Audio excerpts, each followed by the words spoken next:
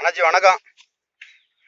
நான் வந்து கோபால்ஸ்னு சொல்லி நாட்டு பசு மாடுக்காக வேண்டி வேலை பார்த்துட்டு இருக்கிற அமைப்பிலிருந்து உங்கள்கிட்ட பேட்டி எடுக்க வந்திருக்கேன்.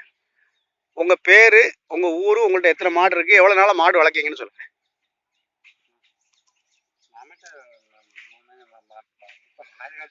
ஆதி காலத்திலே மாடு இருக்குது. இப்போ எவ்வளோ மாடு வச்சுருக்கீங்க? முன்னாடி எவ்வளோ இருந்தது? இப்போ 5 மாடு தான் இருக்குது.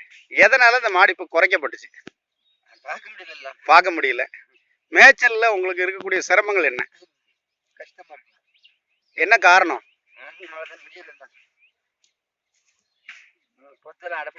பொத்தை அடப்பட்டு போச்சு. இப்போ வந்து பொத்தைய நம்ம கோபால்ஸ் மூலமாக நாம வந்து இந்த பொத்தையில வந்து மாடு மேய்க்கிறதுக்கான ஒரு பெர்மிஷனை மத்திய அமைச்சர் சோபா மேடம் மூலமா வாங்கி வச்சிருக்கோம். நீங்க துணிஞ்சு இந்த பொத்தையில நீங்க மாடு மேய்க்கலாம். அதை நம்ம கோபால்ஸ் அமைப்பு கடந்த 2 ஆண்டுகளாக போராடி இப்போ நம்ம மீட்டி வச்சுட்டோம். நீங்கள் எப்போ வேணாலும் இந்த பொத்தையில் மேய்க்கலாம். நம்ம ஊரில் இது வந்து தென்காசி மாவட்டம் கடையம் ஒன்றியம் மீனாட்சிபுரம் கிராமம். இந்த ஊரில் பாரம்பரியமாக எவ்வளோ பேர் முன்னாடி மாடு வச்சுருந்தாங்க, எவ்வளோ மாடுகள் இந்த பொத்தையில் மேய்ஞ்சதுன்னு கொஞ்சம் சொல்லுங்கள். ஏகப்பட்ட ஆடு, ஏகப்பட்ட மாடு. எவ்வளவு ஆடு, செம்படி ஆடு, வெள்ளாடு, மாடு கிடைக்கிற மாடு நமக்கு இப்பதான் குறைஞ்சிருக்கு. இப்போ குறைஞ்சி போச்சு. ஆமா, இந்த மாடுகள் பூராமே இந்த பொத்தையில மேய்ஞ்சி நம்ம வாழ்வாதாரம் போனது இதுல தான் இருந்தது, அப்படிதானே? நம்ம ஊர்ல எவ்வளவு வீடுகள்ல இந்த மாடுகள்லாம் இருந்திருக்கும்னு நீங்க நினைக்கீங்க? ஏகப்பட்ட அந்த வீடு பூரா இருக்கத்தான் செய்யுது.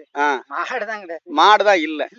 காரணம் இடையில வந்து இந்த பொத்தைய வந்து ஃபாரஸ்ட் வந்து கண்ட்ரோல் பண்ணதுனால மாடுகள்லாம் எல்லாரும் கொடுத்துட்டாங்க.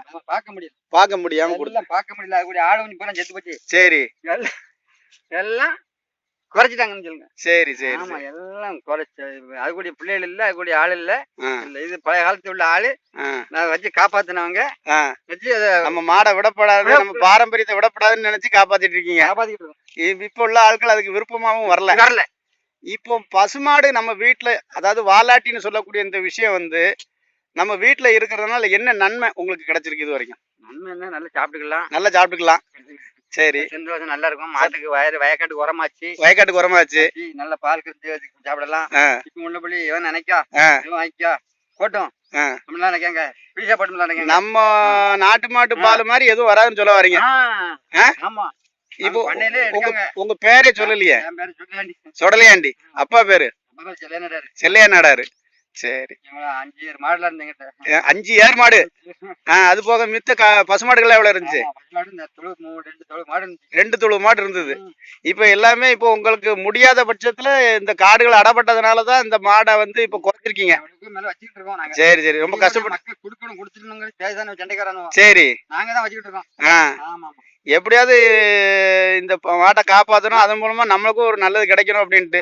இது என்னுடைய கருத்துப்படி இது அந்த காலத்துல இருந்தே கோமாதன்னு சொல்ல அந்த தெய்வம் வீட்டுல ஒண்ணு இருக்கணுங்கிறதுக்காண்டி வச்சிருக்கீங்க. அப்படிதான் வச்சிருக்கீங்க. யாரு கண்டான்னு வித்திருப்பான். அது சரி. சண்டை போட்டுருக்கேன். நீங்க அவ அம்மாட்ட நீ வைக்கல கொடுக்க போய் மாட்டை வைக்க மாட்டேங்க அப்படின்னு சொல்லி கொடுக்க என் பேத்தியா. சரி, நான் இங்க இருந்து போட்டேன் அவளுக்கு திருநாளைக்கு. உள்ள ஒரு நாள் பிடிக்க மாட்டேன். பெத்த மகாவை நான் வைக்கல விற்க போறோம்ங்க இப்படி சொன்ன காலமா அச்சு வைக்கல ஒழுங்கா கொண்டாந்து அடைஞ்சிட்டு வாடகை கொடுன்னு பார்த்தால கொடுப்பேன் போவேன். இப்ப எவ்வளவு திமிரு பேசுறாங்க. நான் நேருக்கு போனவங்க மாதிரி இப்ப நேருக்கு இருந்தா எனக்கு கோவம் ரொம்ப வரும். ஒரு மாட்டுக்கு உள்ள வைக்கல போது கொண்டு வித்து சாப்பிடணுங்கிற நிலைமைக்கு ஊர் உருவாயிட்டு. சரிம்மா, காலம் மாறும். அவங்களுக்கு எல்லாம் ஒரு நல்ல செய்தியை நம்ம உங்களுடைய ஆரோக்கியத்துக்கு முன்னாடி இந்த மாடுதான் இருக்குன்னு நீங்க நம்புறீங்க. நிச்சயமா ரொம்ப சந்தோஷம். வேற என்ன தொழில் பாக்கீங்க? விவசாயம். விவசாயத்தை பத்திக்கிட்டு இருக்கேன். பனை ஏற, தென்னை மரம் ஏற தெரியும். உங்க ஆரோக்கியத்துக்கு பின்னாடி இந்த மாட்டோட பால் தான் நீங்க நம்புறீங்க. ரொம்ப சந்தோஷம். வச்சுட்டுவா? ஓகே.